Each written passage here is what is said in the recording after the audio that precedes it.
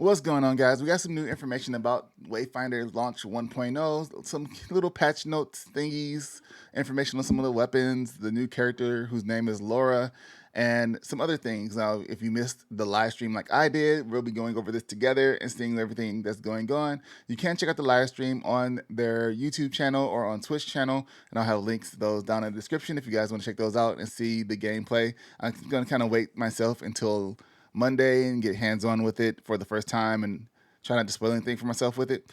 But let's go ahead and jump on to here. It says the 1.0 release time will be October 21st, 2024 at 12 p.m. That's Eastern time because that time is based upon my region. If you go into the Discord and you see it, it'll be based upon your region.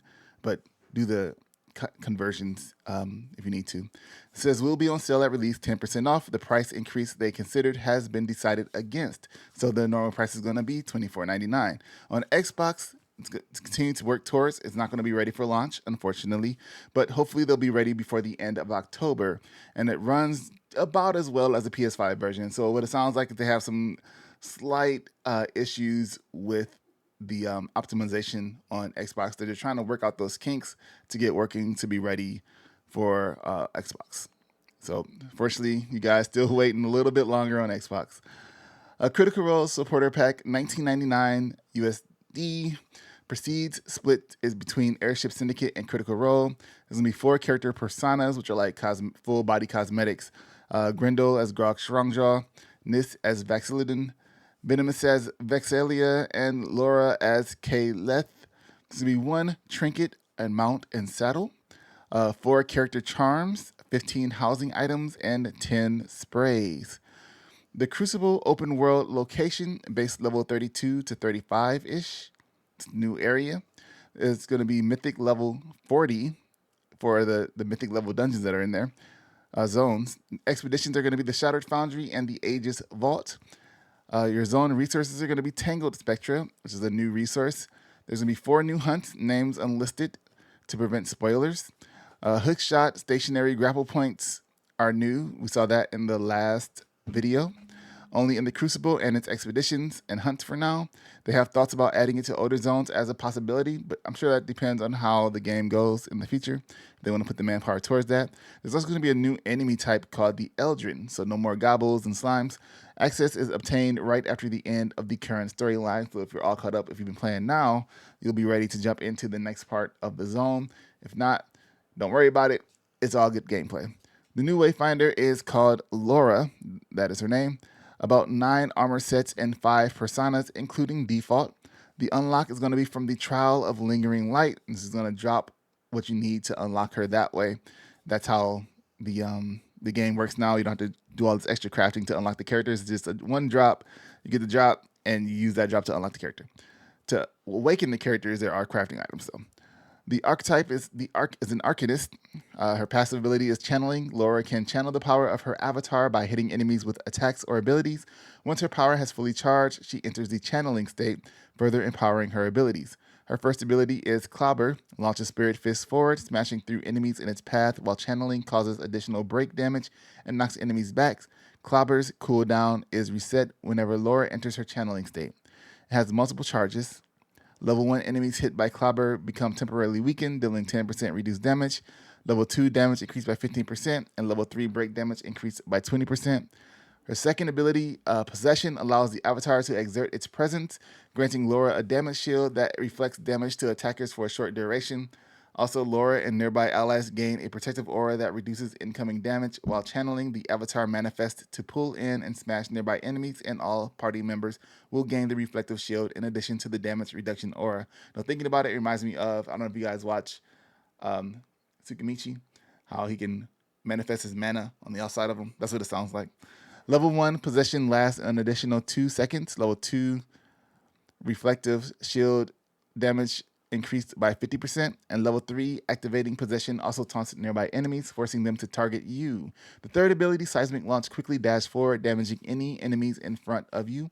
While channeling, the dash can be charged for increased distance and knockback to enemies while reducing incoming damage to Laura.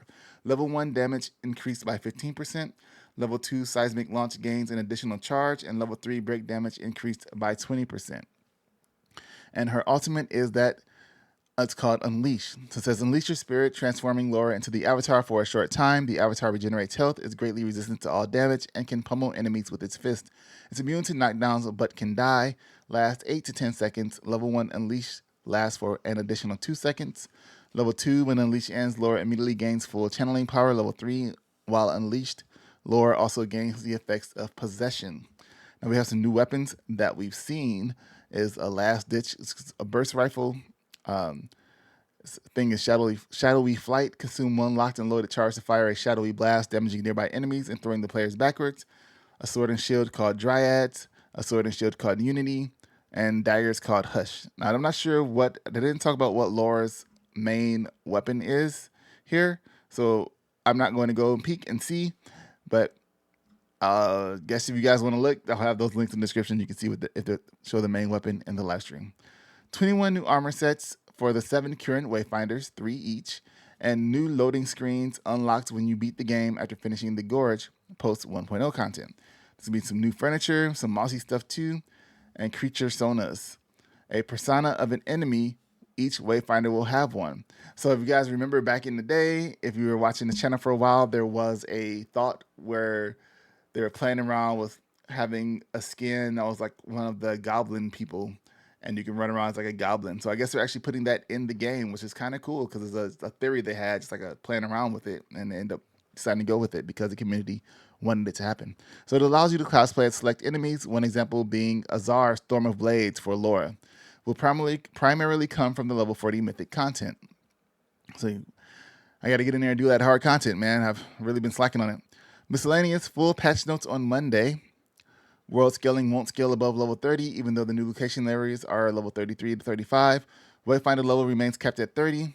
Echo weapon changes, a lot of buffs, no real details given, sorry.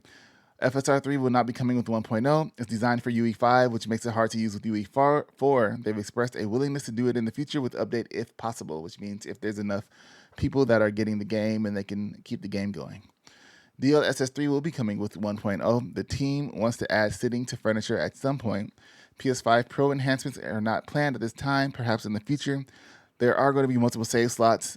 Official PC mod support planned for before the end of the year. Mods will be locked to a modded save slot. You can't play with unmodded players when using a modded save. Will be fully integrated using a major official modding partner and will not be using Steam Workshop. New weapon types, nothing short term, depends on the feature and how well the game does. So right now they don't have we want bows and staffs and all that good stuff. Well, right now it's just depending on what happens when the game launches in 1.0 and when they get that Xbox out, because I think Xbox is going to be big for it's going to be a good chunk of people. There's a lot of people waiting for Xbox to come out. Working on the future, no promises though. So for the future, this is the plans they have, but it says no promises. Nightmare difficulty locked to new game. Multiplayer locked to people on the same difficulty. Hardcore mode, heroic, and nightmare only. Each Wayfinder is a single life. If they die, then you can't play that Wayfinder on that save anymore. No multiplayer. As Wayfinders die, you get artifacts with a little extra power related to them. Account-based rewards for nightmare, hardcore, etc. when completing it. New trophies and achievements if these come. And there's some facts here.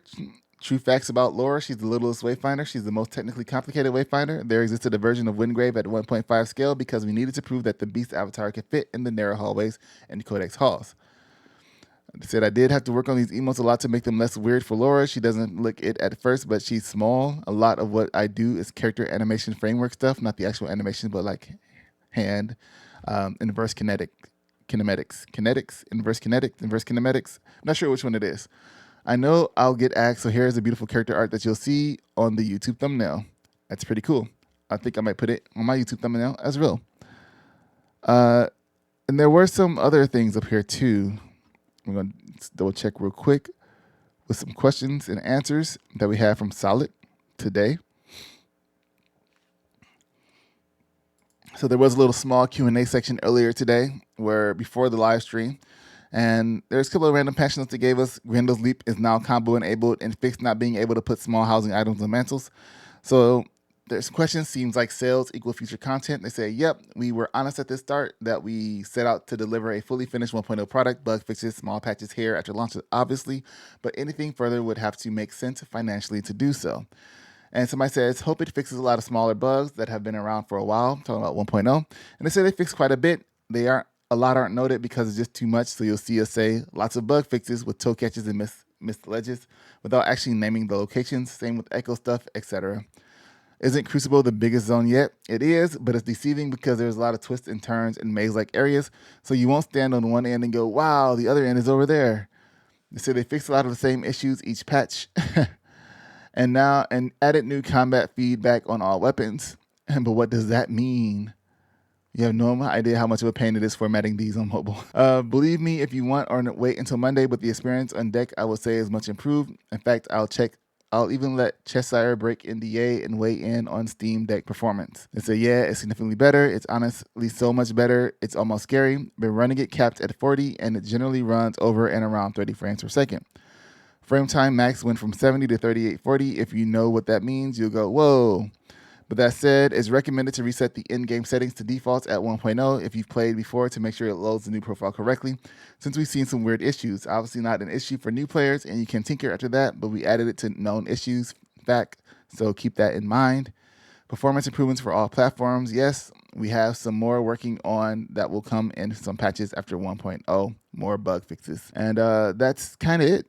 There was this reveal on Twitter that was pretty sweet, I think. So there's this cool GIF here that they had of her walking. That is it for the Wayfinder news of the day. I don't think there's gonna be any more news dropped until Monday, so stay tuned. Make sure you subscribe to the channel for that. Make sure you follow me on Twitch because we're gonna be streaming Wayfinder there Monday. Twitch here on YouTube. We'll be doing both, so wherever you feel you like the best. And yeah, until then, thanks for watching this one. I'll see you guys in the next one. Subscribe.